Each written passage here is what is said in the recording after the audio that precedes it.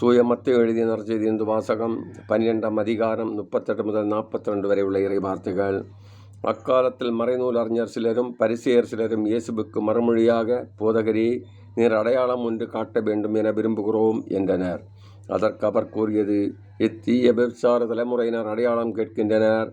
இவர்களுக்கு இறைவாக்கினரான யோனாவின் அடையாளத்தை தவிர வேறு அடையாளம் எதுவும் கொடுக்கப்பட மாட்டாது.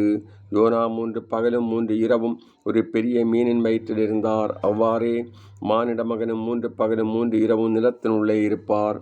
தீர்ப்பு நாளில் நினிவே மக்கள் தலைமுறையினரோடு எழுந்து இவர்களை கண்டனம் செய்வார்கள். ஏனெனில் யோனா அறிவித்த செய்தியை கேட்டு அவர்கள் மனம் மாறியவர்கள். ஆனால் இங்கிருப்பவர் யோனாவை விட பெரியவர் அல்லவா? தீர்ப்பு நாளில் தென்னாட்டரசி தலைமுறையினரோடு எழுந்து இவர்களை கண்டனம் செய்வார். ஏனெனில் அவர் சாலமோனின் ஞானத்தை கேட்க உலகின் கடைகோடியிலிருந்து வந்தவர். ஆனால் இங்கிருப்பவர் சாலமோனிலும் பெரியவர் அல்லவா?